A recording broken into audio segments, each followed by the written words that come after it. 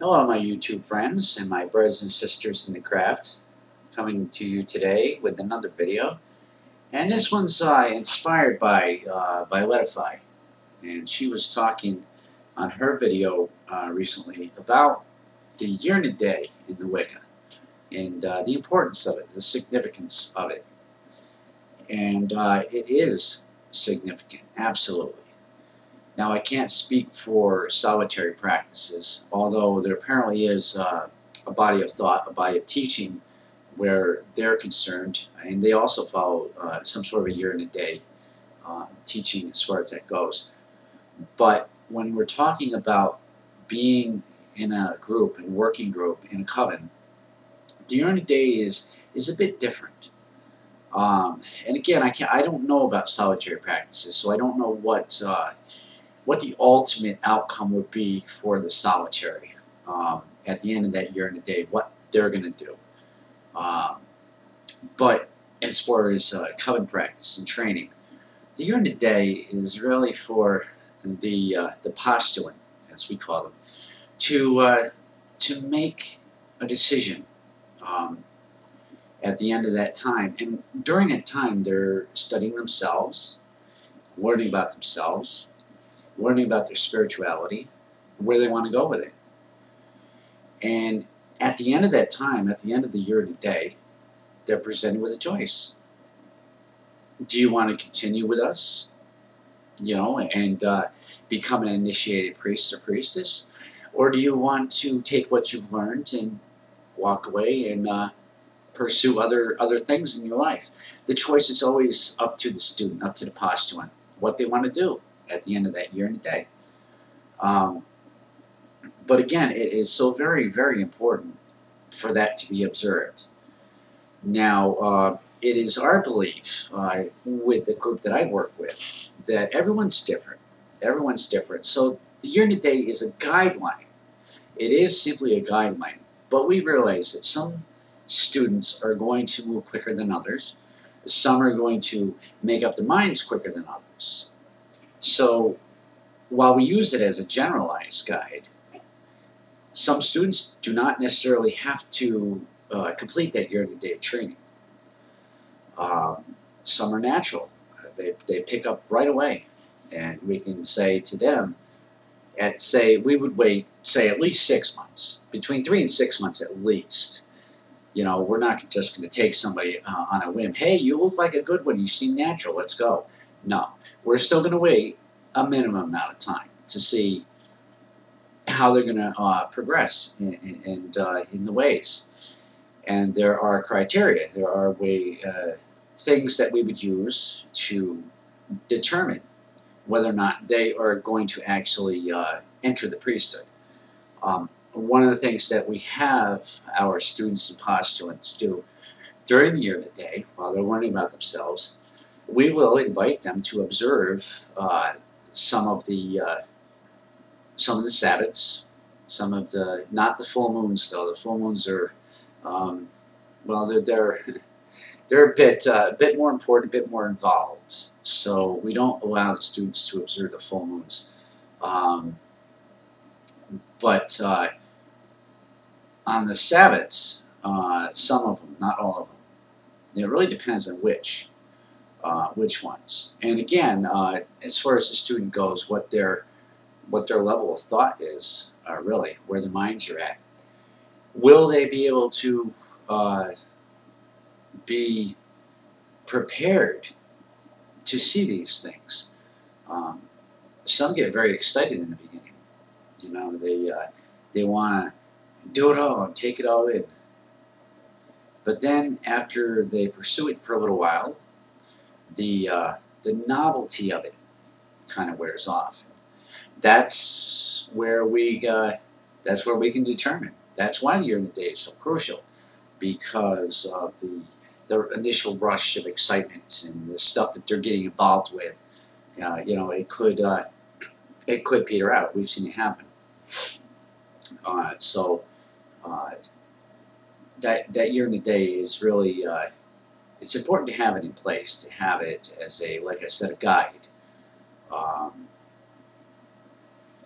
And So, fighting for words, that's usually the way with my videos. Um, but we try to impress upon them that they really need to study themselves very carefully, because they need to know these things. They need to know themselves um, to be able to enter within that temple. And I'm not just talking about the physical temple that's constructed. I'm talking about the temple within. They have to prepare themselves. They have to be willing to enter into that inner temple and accept all that is of that temple, and realize that all that is of that temple is all that is of them. And when they enter that temple, they find what? They find themselves, and as they continue on further into the craft, and they get to know the deities better, they find reflections of those deities within their inner temple, within themselves. And then they can go from there to align themselves with a particular deity. And that is, of course, above and beyond the deities that our Coven uses in general.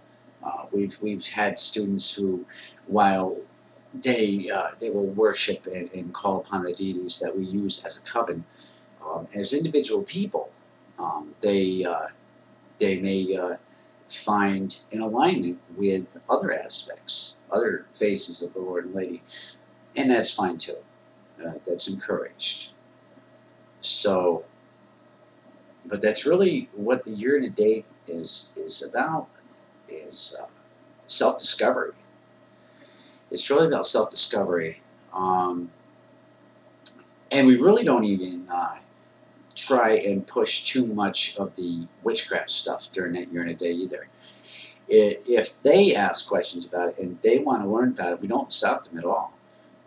We let them do as they will, with proper guidance, of course. And we're going to draw a line somewhere, and we're going to tell them, if they want to do something that really is a little bit more advanced than where they are at that point. We realize we can't stop them completely. They can obviously do what they want, but we would definitely encourage them and impress upon them to not move too far too fast. And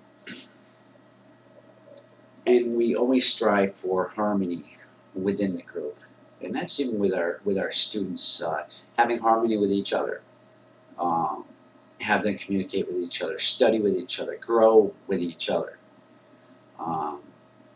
And then as they move further along during their study time, during the year and day, they move closer toward making that decision if they want to become priest or priestess. Then they get closer with the rest of us, with the rest of the group, with the rest of the Coven. And we don't just have them idly sitting by on the sidelines, as I said, during that year and a day.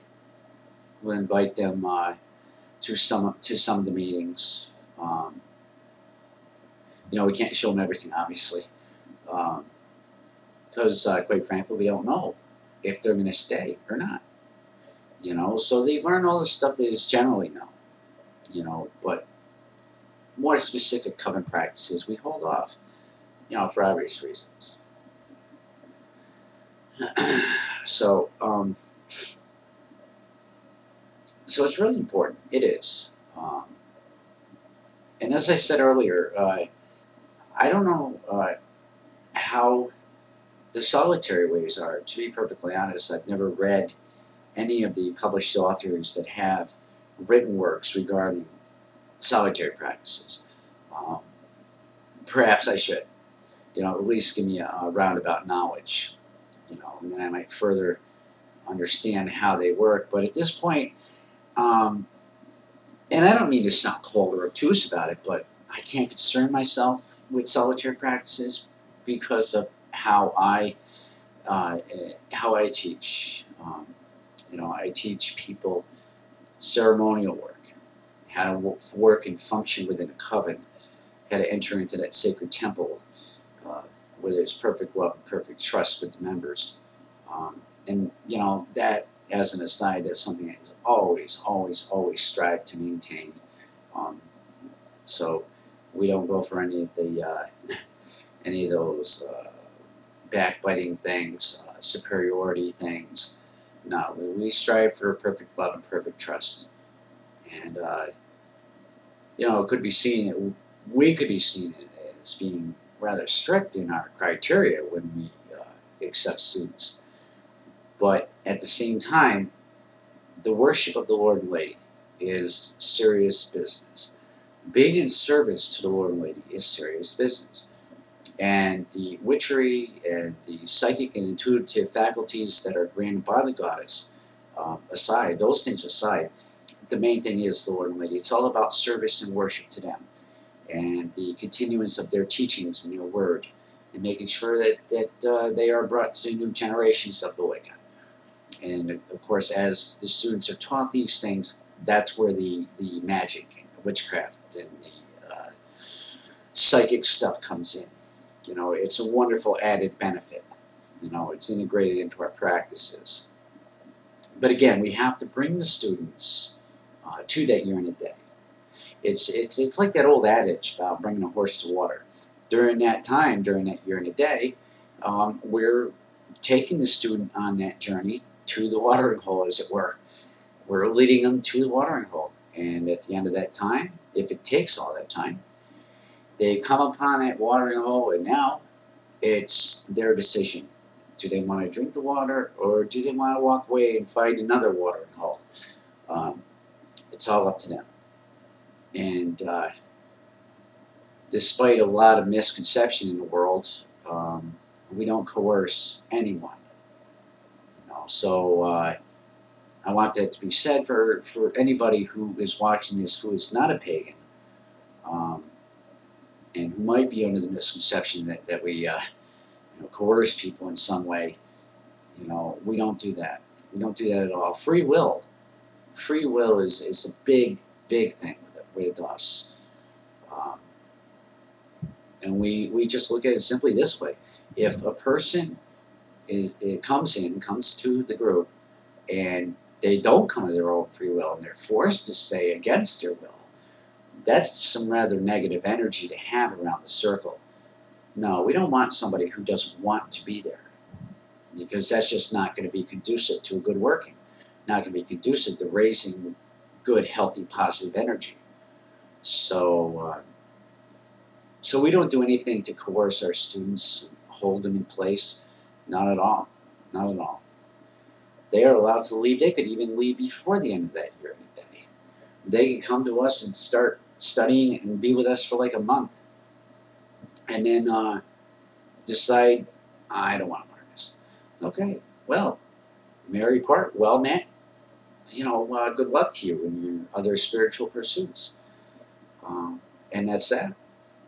You know, we don't tell them at all that oh no, you can't leave, you're cursed. You know, no, nothing like that. Nothing like that at all. And even after they're initiated priests into the religion, they still and always have their free will. They can walk away even after they're initiated. Even after initiated. Although it's believed,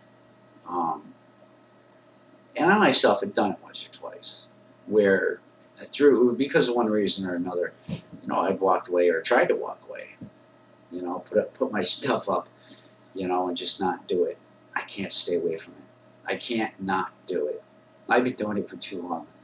You know, I love the Lord and Lady with all my heart, and get a little misty talking about him, but it's more to me than just simply believing in a higher power, believing in a higher form of creation that put us here. It's more than just that. It's the whole ceremonial end of it, the working, the practicing of it. It fills me with joy to be in those sacred spaces when I'm building a circle, when I'm in there with my brethren, and we're going through the rites and ceremonies. It's just pure joy, and there's no other words to describe it. And and it's our hope as we teach our students that they will also find out about the joy that comes with the worship of the Lord and Lady, because they can bestow such wonderful gifts upon their children. They really can. And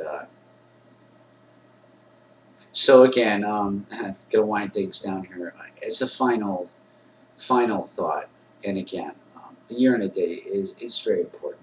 It's very important in the course of training our students. You know, we want them to be absolutely, well, more or less. I won't say absolutely. There's no absolutes. Everyone knows that. But we want them to have a good handle on their spirituality, and at least be able to say whether or not they want to enter into a priesthood and learn the real ins and outs of worship to the old ones. They want to learn the rites and ceremonies. So, and it's a crucial time for them. So it's absolutely important. So anyway, those are my thoughts on the year and a day attribute, and I hope you enjoyed this video. And as always, feel free to leave your comments, and I will respond to them as I can. And other than that, I wish you love and light from the Lord and Lady. Blessed be, and Merry Part.